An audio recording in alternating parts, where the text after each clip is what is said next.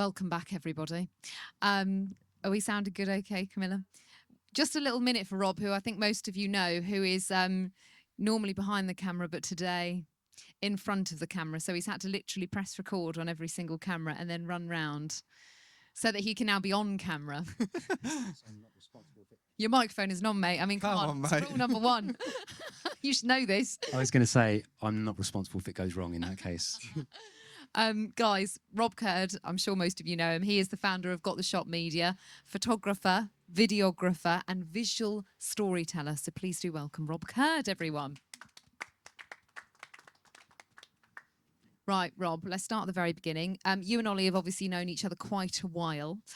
Tell us how you know each other and how that relationship has come to, well, today and working together now. So we went... Not the nice story, please, mate. We went to school together. We also played in the same football team together.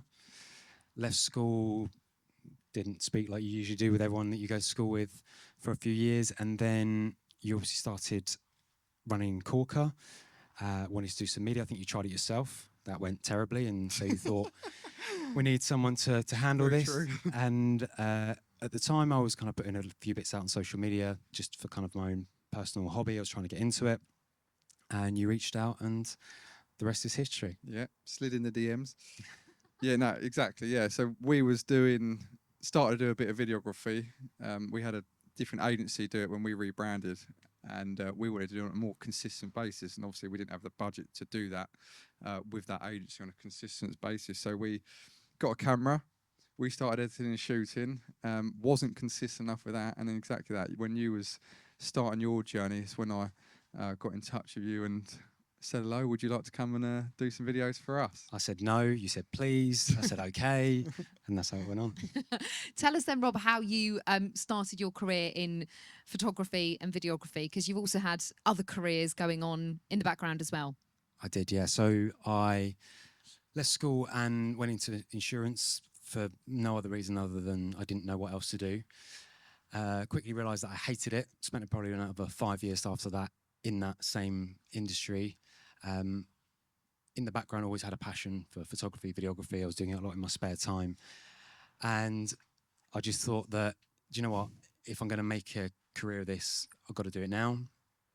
Essentially saved up as much money as I possibly could so that I could quit my job, have enough runway to give it a go. So I was moonlighting evenings, weekends, any opportunity I could get to do some video work or photography for a business, paid or unpaid. Just slowly built it up that way until I had enough confidence to say, see you later to my boss at the time and give it a go and not look back since. How do you then draw stories from when you're working with clients? Not all the time, but I would have thought a lot of the time people are probably a little bit camera shy. So how do you find that relationship going to work with a client and trying to persuade them and kind of encourage them to be then on camera? I mean, generally, if they've hired me to film them, then you'd hope that they do want to be on camera because obviously that's your first problem you've got to overcome. But as you say, most people aren't naturally good on camera, and so you have to kind of put them at ease is probably the first thing that you need to do. Gain the element of trust that, don't worry, I'm going to edit this, I'm going to make it so that you look your best. The thing that I always say to people is it makes no sense for me to make you look bad on camera. You know, the better I can make you, the more you're going to want to hire me, the more clients you're going to get, the more clients you get from my videos, my photos, whatever it is, the more likely you are to hire me again. So it's trying to instill that trust in someone and just say, you know, we can take as many takes as you need. I can be as patient as possible. And that generally kind of eases them into it and slowly we get the results. I think what you are brilliant at, Rob, is exactly that, making people feel comfortable, because it is very hard being in front of a camera. Tell me about it. I'm just figuring that out now. How do you do that from your side? How do you attack that from your side when you're with a client, especially when it's their first time on camera?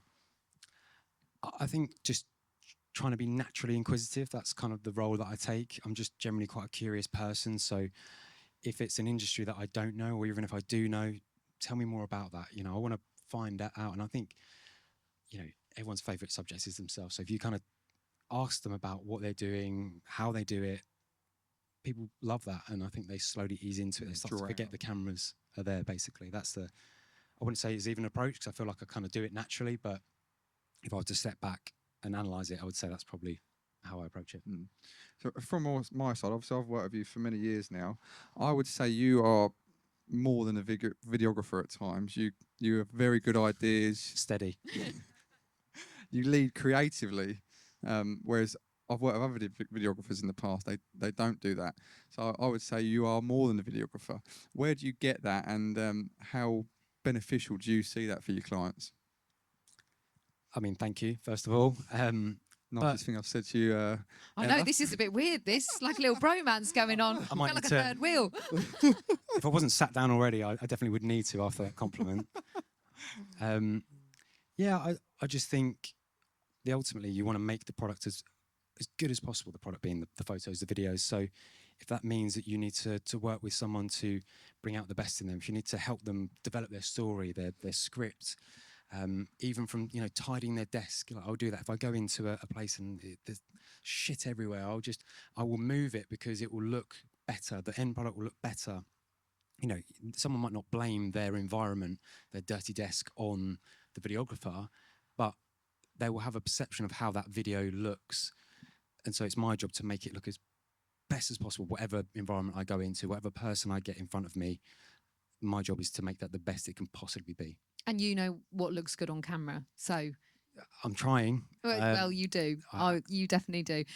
How important is it having a story behind either, the videos you're doing or the pictures you're taking? I mean, I think the story is everything. You can have the most beautiful scene, even the most beautiful person in front of the camera, but without story, it's nothing. The only thing you've got to remind yourself is that you think of a favorite film and that might be dated, it might be shot in black and white, it might be years old, but the thing that draws you in is the story. Without that, you have literally nothing. It's what keeps people engaged. If you're trying to get people to watch a 5-6 minute video in this day and age, it's a real struggle. But if you can hook them in with a story, you can kind of keep them watching. And so without the story, you've not got that engaging content. Obviously, you work with a lot of garden-based clients, including Ollie and Corker.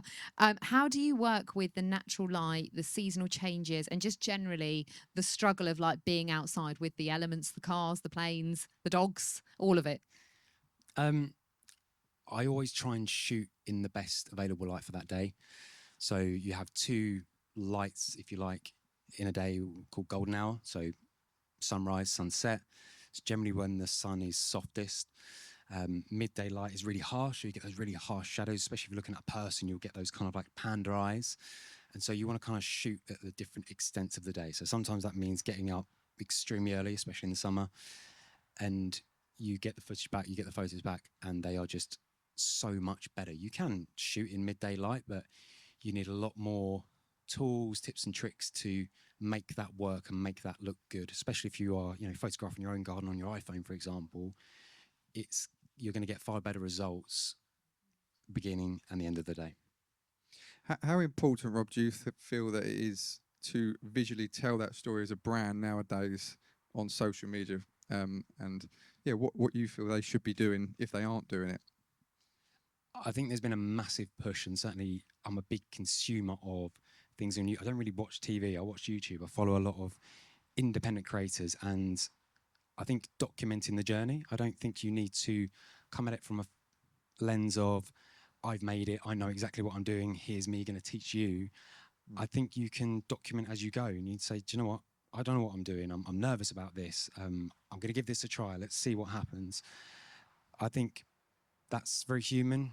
I don't think there's anybody out there running a business, certainly, that knows exactly what they're doing, feels comfortable.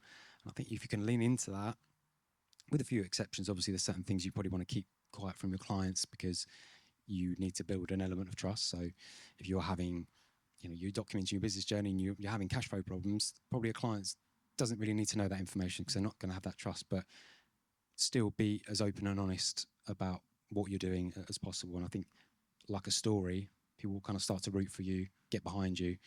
I think that's where it's headed, and it's certainly the content that I'm watching. definitely. How do you find telling a story via the medium of video different to photography? Do you find it easier to do on video because you've got that sort of the movement and the obviously the audio and everything as well, or do you find that you can tell just as good stories on in photography? There's pros and cons with a photo. If you think, say, you're showing one image, you think how hard that image has got to work and how much it's got to show to tell a story. It's really got to have a lot of elements, a lot of depth in it. It is certainly easier to tell a story with video because it moves on and it's naturally more engaging, but your story needs to be on point. So you can easily bore someone with a video. So there's pros and cons to it. I would say certainly if you've got a good story, video is far better medium to tell it.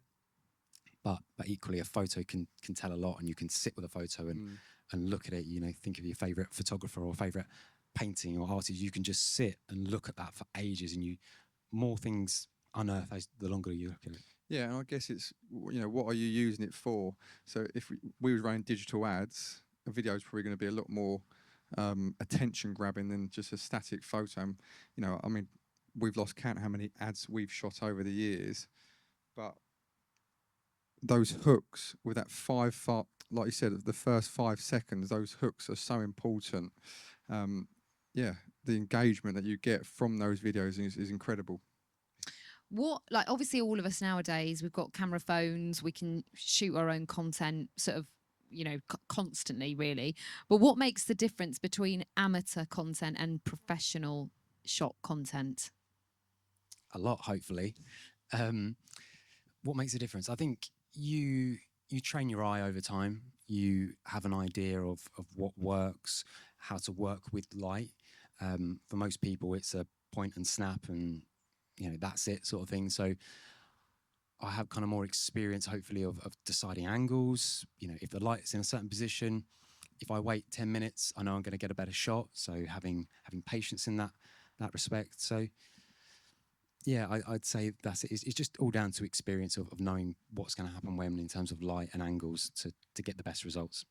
I would also say in your editing as well, because there's been many a time when Ollie and I have filmed stuff with you, and we've been an absolute car crash, haven't we, Ollie? I mean, I think that's fair to say between us. 90% of the time. Between us both, and then somehow miraculously in the edit, in the like the coloring, whatever you look, filtering, and the difference in the exposure and everything, it just looks so slick and so professional. So I think you've forgotten to mention that. Well, I think that's mainly because I'm one of these people that I strive to create the best possible video or photo that I can, but I always hate my own work. And it's kind of a blessing and a curse in the sense that it makes me better because I think that is not where I want it to be. And I'm striving for more and more and more. But also, you know, you do need to go into a shoot with confidence and instilling that in someone, say, I will make this look good. But if you're quite self-deprecating like myself, then you can have to fake that sometimes. In your head, you're thinking, based on the last shoot, not that great, not that great, not that great. And you kind of have to G yourself up and have a bit of word with yourself to say, right, I can do this, I can make this look good. So it's a blessing and a curse, I'd say. What makes a successful collaboration with a business owner, Rob? If they're looking to grow. Successful collaboration. I think listening to them, understanding their brief, what are their goals, because you could make something that is incredible in your eyes, but if that's not the direction they want to go in, then it's absolutely pointless. So you really need to take that time to understand that, and sometimes that can't happen on the first shoot. You know, naturally, you know, think of it like a first date. You're not going to hit it off and get married on the second date, but you need to spend time. You need to shoot some content potentially, find out what does and doesn't work, what they like and they don't like, and that can only develop over time, really. Does your approach change when you're working in different industries? So obviously we've mentioned that you do a lot of garden clients, but you also have a lot of other clients as well. How is it different working with people in the horticultural world than it is working with other industries? It shouldn't be any different because people often ask me, what is your favorite industry to shoot in, or what is your favorite client? And I always say I'm kind of like industry agnostic, because you can have a a shoot and the client is hard work, believe me, there's plenty of them, and it's just a real struggle, but it could be the most exciting topic in the world. But if that client isn't on the same wavelength, they're hard to deal with, they're rushing you, it can be a horrible shoot. So you can have something that is in your mind boring, but if the people are nice, they give you the time to make sure it looks right and work with you to develop the right story and the right visuals, then that can be, the best videos that you make. Tell us about how you approach working with a new client. So from the very first sort of email that maybe comes into you asking about, a conversation or whatever, how would you approach that relationship to begin with? I'm very lucky. All of my business is from word of mouth referrals. So generally they know of me, they've seen some work, they're not coming in fresh off the bat. And it's just trying to build a bit of rapport. I used to work in sales when I was in insurance, and it was the whole smile before you dial was the thing. And you kind of got to build rapport and trust with that person, ask them lots of questions, so that they feel like you've understood them and really kind of gone into the nitty gritty. And that can mean follow-up conversations before you actually get on the shoot. So yeah, I would say you're putting someone at ease before you even start, so that when you get on the shoot, it's even easier from there. What about like having quality visuals for a client? How do you find, from your experience, obviously you're working with the client, but how do you find that helps them to then win new business? Oh, I think it's like a first impression, isn't it? Like you might not get to meet someone. What you don't want to do is put them off at the very get-go. If someone lands on your website, whatever you're selling, that's the first time they're seeing your product. And if they see one of my images or one of my videos, the first instance is I hope they don't get turned off and they go, nope, not for me, and then click off the website. That's what you hope initially. But it's it might be the only interaction you have with that client. So I think it's so important to make that kind of like digital first impression. And for those of us maybe that have, just started in with a new business, or, we're trying to still set ourselves up as a designer or a landscaper, but we maybe don't have the budget to, say, hire in a professional photographer or videographer, what advice would you give to those of us that are wanting to take images and capture footage, and try and do it in as professional a way as possible? I would say jump in at the deep end, give it a go. That's kind of what I did. This is kind of the school of mistakes, really. I kind of shot something. What do I not like about that? Find a YouTube video, find some way to improve that. I don't think you need to buy expensive kit or gear. I think just start is probably the advice I would give.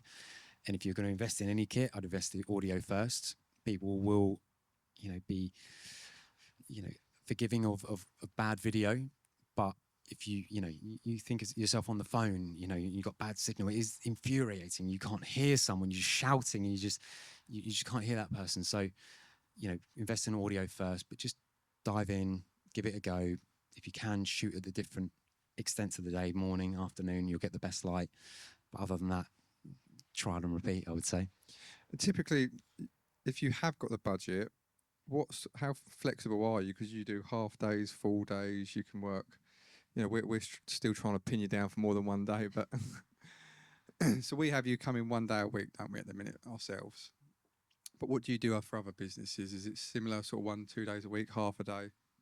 It's so varied. It really depends on what they're looking to do. You might have someone that is going up for an award and they need to present a video to the judges, and so we'll say, right, okay, that might need 2 days. You might have someone that just wants a portrait session. It's so varied. There's no kind of cookie cutter type system that you can say, right, this is going to take 1 day, this is going to take 2 days, because everything is so different. But for me, the biggest challenge is estimating how much edit time that is going to take, because that can wildly get away from you and that can really mess up your profit margin if you're not careful. Obviously it's important, if you have got the budget to get a videographer in, how you plan and attack that day. Yeah, you know, be the first to say it's not a cheap endeavour to get a professional photographer or videographer, partly because of the amount of kit that you have to buy in order to do the job, so you have to kind of charge appropriately.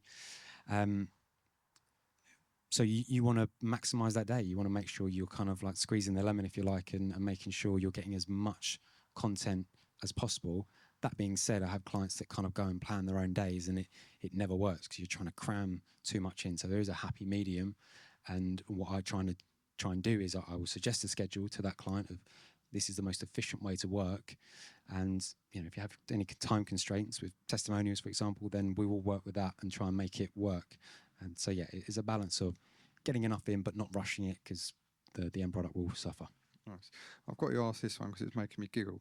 Number 12. How does it work with how does it working with us weekly differ from other projects? Obviously, there's Why did you pause there before you spoke? I just don't want to slag you on your own podcast. There's benefits, and being honest, there's also drawbacks. Benefits are you get to know someone very quickly. You get to know what they want, what they don't want, and you build up a lot of rapport with that client, and can kind of hopefully get their style in the sense that they will just let you. In our example, you will say, okay, you're going to this garden, I'm not coming with you, and you know that I will, get what you want within the bounds of what your brand is. The only drawback I would say is the edits that keep piling up week after week. I think when you first started with us though, Rob, is that we was also very new to the videography as well, and you just started out on your journey, and we were so open to ideas. I don't think anyone, when we first started doing it in this supplier realm, had ever been shooting content like we was doing, and that was a lot of credit with your ideas coming through. Sometimes I did have to pull you back a little bit, but that was a good collaboration. Yeah, definitely. It's nice when a brand lets you experiment and explore. Like myself and Emma, when we're doing ads and videos, we'll kind of like work ideas between us. And I love doing that. I love coming up with fun ad ideas or different ways of spinning a concept. Tell me what you want to advertise, and I'll find a way of making that more interesting, making that sell softer, for example. I get a real kick out of creating those scripts and making a video that you're proud of. Is it absolutely necessary for a client to be on camera when you're filming? For like specifically talking, say, in the garden design, landscaping world, would you say it is like imperative that someone's on camera for shooting content of that kind? I don't think it's imperative. You can just show your work. You can be what I am and just behind the camera all the time. But I don't think I think people engage with humans ultimately, don't you? You think of a film that doesn't have a person in it. There isn't. You connect with other people. If you can see someone's face, you can see them. I don't think there's a better way of connecting. Obviously, you can get a third party to do it. You're acting on the behalf I'm of available. Hello. you can act on the behalf of someone, but I think that works more when you've got a more established, bigger business. I get clients that shove their staff in front of the camera. They might not be there in 6 months, and so then that video is then obsolete because either that person doesn't want their face on camera, they didn't sign anything to say, yep, you can use it wherever you want. So it is difficult, but I think give it a go before you kind of palm it off to someone else, I would say. I think coming back to our industry, there's a lot of effort that goes into making a garden and getting to that end product of it looking absolutely beautiful. How important would you say like capturing that finished project is, and going back when it's matured to capture it as well? Yeah, definitely. But also capturing it before as well. If it makes no waves on social media, it's just nice for you to look back at it and see like this is what it was. It was a pile of rubble, and now look at what it is. So document the journey along. That you will have probably stressful times on your landscaping site, but you'll also have some fun times, and it's nice to look back at that like an album, and remind yourself that it is worth what you're doing. It is hard, but it's worth it. But like you say, going back when it's matured as well. I have a lot of landscaping clients that will go back in a year, and they will give them a free service of, we'll come in the day before, we'll maintain your garden for you, make it look really nice and fresh. The client feels valued. It's another touch point with that client for future work, future recommendations. And then the benefit is when I come in the next day and photograph it or film it, it looks the best it possibly can. Have you ever had a situation where you've been working with a client and they have just not been comfortable on camera at all? And obviously you've booked in, say, a day or 2 days in which to film this content, and for whatever reason, you just haven't managed to achieve that. Not you personally, but obviously they, being on camera, haven't managed to achieve that. How do you manage those situations? Because it must be quite tricky from your side, knowing how much time to give to a client or a newer client that maybe you haven't worked with, you know, knowing that they are then not going to be not going to be comfortable on camera. I mean, it's rare that someone panics on camera, hates it, and then invites you back to do it again. But I've never had a shoot where I've never not made an end product. You know, if it's an employee, for example, I've had employees that have been shoved in front of the camera. You're doing an interview about this, and they're physically shaking. I can reassure them all I want, but they are physically shaking, and that comes across in the video, obviously. We will be sympathetic. We'll shoot it on 2 cameras so you can cut back and forth when they do the ums and the ahs, and we will overlay footage of what they're talking about so that it hides any of those nervous moments. So we'll always polish it and make it look the best it possibly can. But sometimes that client can then can that video and it never get used. So ultimately, I can't do anything about that, really. That's kind of on them. And can you give us one final piece of visual marketing advice for garden businesses? If they're shooting it on their own or they're getting someone else to shoot it. Maybe one of each. I didn't have an answer for the first one, so now I've got to come up with 2. I think definitely if you're going to shoot it yourself, like I say, shoot it at beginning of the day, and I'll keep sounding like a broken record, beginning of the day, end of the day. And if you're getting a professional to do it, then I would have a good chat with them, have a good brief. What do you want to get out of it? What do you want to use it for? And then they can go into it with open eyes of where this is going to be used, what they need to do, and ask them for ideas. You know, what do you think would make this better? Do you think having me on camera talking about the struggles of the build would be beneficial? Ask them for ideas. Tell them to go wild with their creativity and see where it goes. Anyone got any questions for Rob? Do you approach short form and long form content differently? If you do, why? What do you do differently? Very much depends on the client. You would always be better shooting something long form and then taking snippets from that. It's harder to make something long from something short. So it really depends. If your medium is just TikTok, it's Instagram, it's only ever going to be seen as a short, you would shoot it differently. If you're hedging your bets and you say, right, okay, I might want to put this on YouTube, LinkedIn, Instagram, again, you're going to shoot it very differently. You're going to shoot that wide and then come in tighter for those shorts.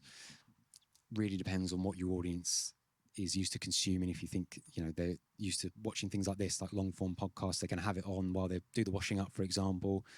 But if it is a quick, you know, TikTok thing, you would shoot it very differently, and the hook would be far more engaging for that type of thing, because you've got to capture people's attention in the first 5 seconds, otherwise they're flicking on something else. So yes, you do need to approach it differently. Right, to your question, mate, I think from our side, when we're paying for the videographer's time, we make sure that we get a long form piece of content out of that day. So we've got that as well for YouTube, and then we cut up as much as we can out of whatever long form we create out of that, because then you're maximizing that budget for the day. So out of that one day, you get, you know, once a month a nice YouTube video, but then you get probably, you know, 6 weeks worth of short form content that you can just keep posting, keep rolling out. So it's about maximizing that budget when working with a videographer, for sure. So as a business then, on the other end, do you find long form more I'm tailoring it sort of to you and your business really, but do you find long form more beneficial than short form, or do you see pros and cons to either? Well, it depends, like what your channel growth you're looking at. Are we trying to grow a YouTube channel? So I would be putting a lot more effort into long form.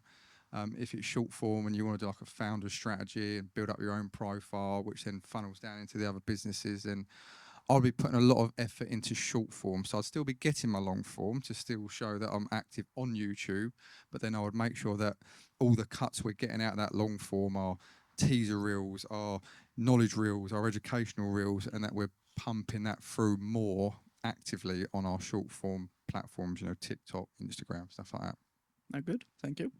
And maybe actually, Rob, can you explain about, without me saying it for you, about shooting in landscape and then being able to cut into, you don't have to like shoot things twice if you're in terms of the orientation of the videos. No, so long as you're shooting in a high enough resolution that will withstand that, you would always, if you need both, you always shoot landscape and then you take a vertical crop from that. If you do take a, you might have seen it on the news and someone sent in their phone videos of a newsworthy event, you get those blurry edges, which is essentially an enlarged bit of the middle expanded out, and it just never looks as good, never fills your frame. And to your point, you can also make those short form content serve the longer form content, and they're almost like a hook to get someone into that longer form video. And there's a lot of different strategies, like ours is quite polished the way we do it, but look at ours, how you do it. It's very personal. And you, Ryan, you're on camera talking to people, talking to the audience, directly engaging with you. And that is sometimes the most powerful source of media you can get, because you are talking directly. It's more natural, it's more authentic. It just depends where you want to position yourself and know your strategy and know your budget of what you're using. Any other questions for Rob? It's funny because I didn't expect to hear about this kind of industry as such. Last week, I made an inquiry online for support for our social media, because we're growing our social media, we're trying to. And my question to you would be like, how do you deal with the forever changing trends on social media? Because one minute you're doing really good and your videos are getting lots of traction because you're hitting that trend, but suddenly, like, it's moving so fast, and maybe I'm getting older, but it's hard to keep up with it. It's really hard to keep up with it. I mean, firstly, I feel the same. It feels impossible to keep up with them. I would say maybe I'm the wrong person to ask, on the basis that I don't look into them. I don't try and follow them. I don't try and track them, because frankly, I've got enough on, and it's exhausting. The way I approach it is, going back to the old film analogy, arguably that was a former trend, but you can still love that film. And so my job is to create something, hopefully, as timeless as possible. If it's got a good story, if it looks good, if it sounds good, I don't think you can go wrong with that. And, you see these people doing these TikTok dances and things are popping up, and just, you're going to look back at that in potentially even a couple of weeks, 6 months, and you're going to think, what the fuck was I doing? Obviously those trends are quite, like, weird, but like, even in our industry, landscaping industry, I find, like, let's say a few years ago, having before and afters were like vital. You would really get like engagement and stuff like that. Now that just hits the pan. People don't really see value in that. So in our industry, it's hard to compete with like companies that have got a big social media team behind them. So their content is really polished, and it's really, like you say, it tells a story. That, because we're all busy people here trying to tell a story whilst running a big job, whilst running a business, it's really hard. So yeah, it feels impossible, definitely.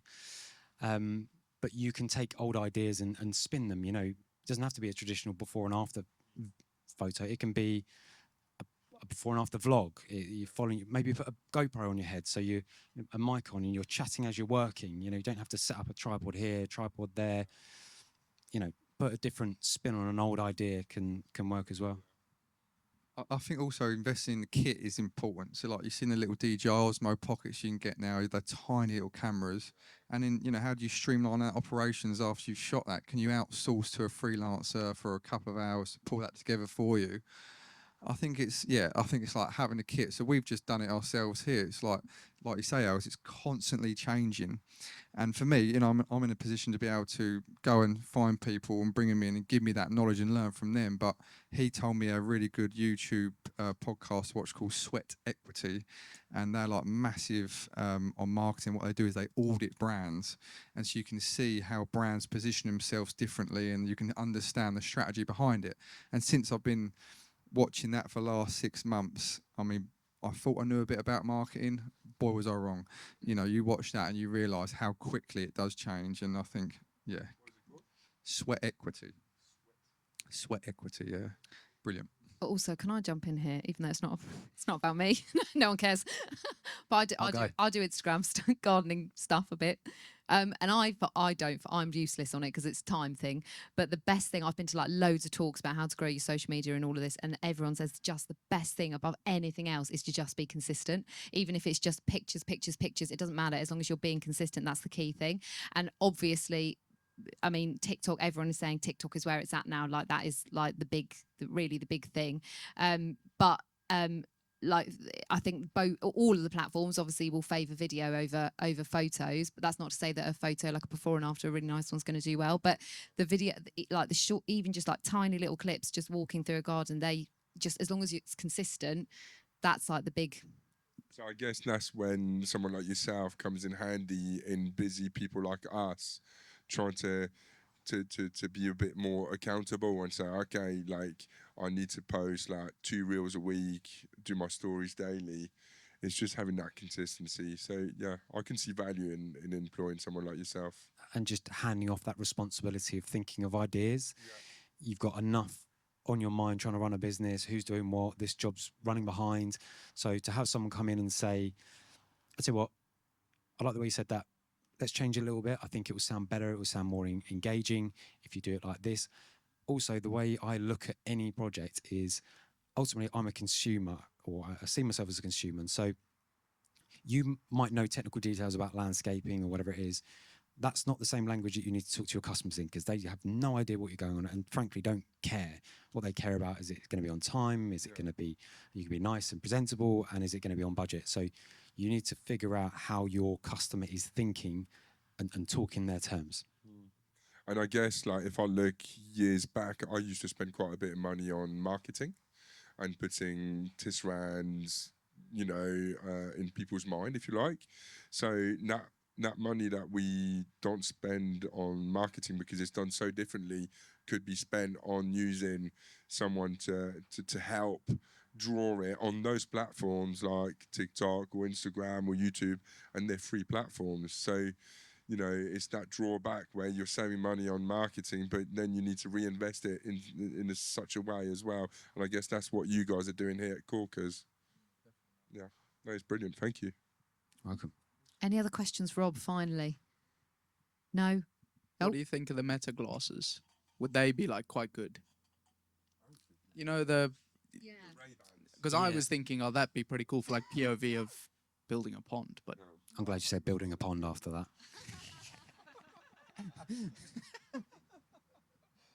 coming over to yours with the glasses.